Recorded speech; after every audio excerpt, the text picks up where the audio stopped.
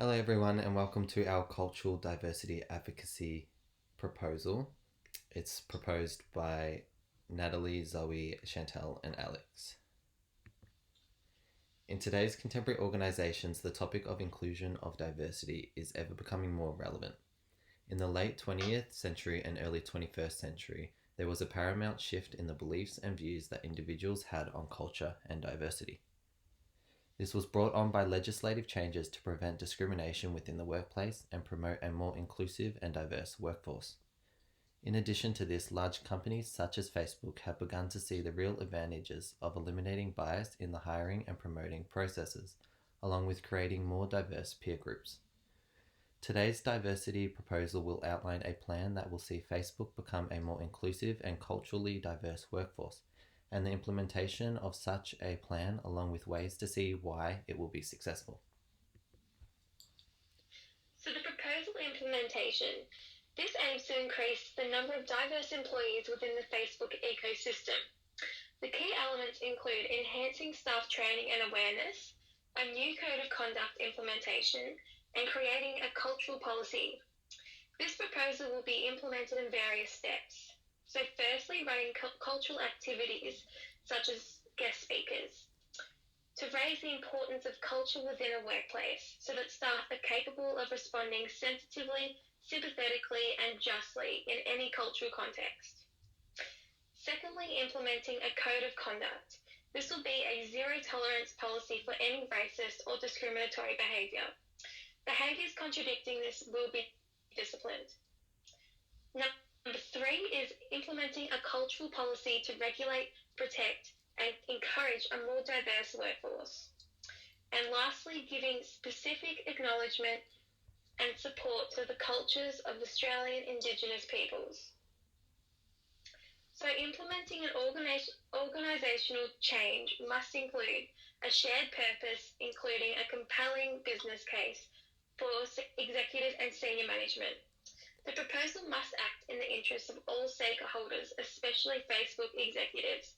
So the mentioning of organisation benefits due to increased culture, so innovation, new ideas, new perspectives and profit, would be the right approach to gain senior management interests. In order to achieve the above policy, the Facebook organisation will have to develop and adapt its policies, procedures and practices to integrate the principle of respect and support for cultural diversity. It is, however, recognised that certain constraints may affect the extent to which timelines within this implementation of strategies listed later within this presentation can be achieved. So why does Facebook need this? Facebook's most recent diversity report surprisingly revealed the number of female employees increased from 36.3 in 2018 to only 36.9 in 2019, while Black and Hispanic workers combined went from only 8.4 to 9%. As seen in the figure 1, the majority of employees are nearly 50%, which is all white, and a statistic correlation between a larger number of diversity in a company's leadership and a higher chance of outperforming the other peer groups in terms of profitability. As communities and individuals, it is important to support organisations that embrace, empower and utilise diverse workplaces. Workers that belong to different cultures have different thought processes, therefore are capable of analysing different matters from a variety of perspectives. Innovation and product development is essential for Facebook to create a competitive advantage and remain sustainable. These requirements can be enriched and fulfilled by employing a unique and diverse team of employees.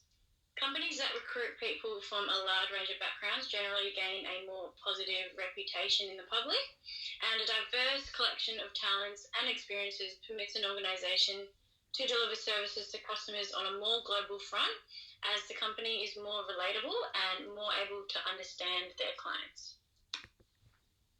Why will it be successful?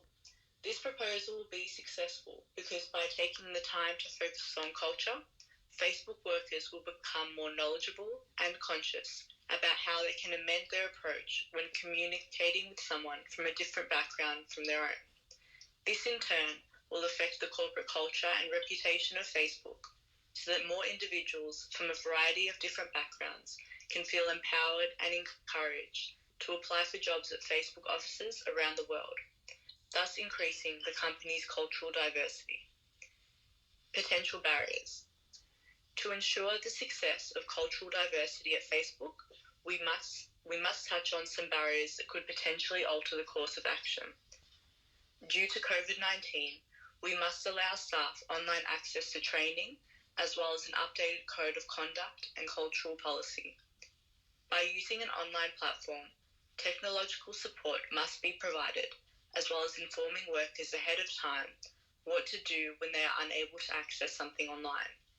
Once restrictions are lifted and all workers can safely return to offices, these can all be offered and delivered face-to-face. With proper training, workers can abandon stereotypes they previously held and become more aware of the specific differences which can hinder intercultural exchanges. Conclusion. By acting now and endorsing this proposal, Facebook can work towards its goal of creating a culturally diverse workforce. By striving to increase cultural diversity with constant monitoring and feedback, Facebook will be able to help bridge the gap between cultures present in the company, which in turn will greatly benefit all workers and users around the world. Now here are some of our references. And are there any questions?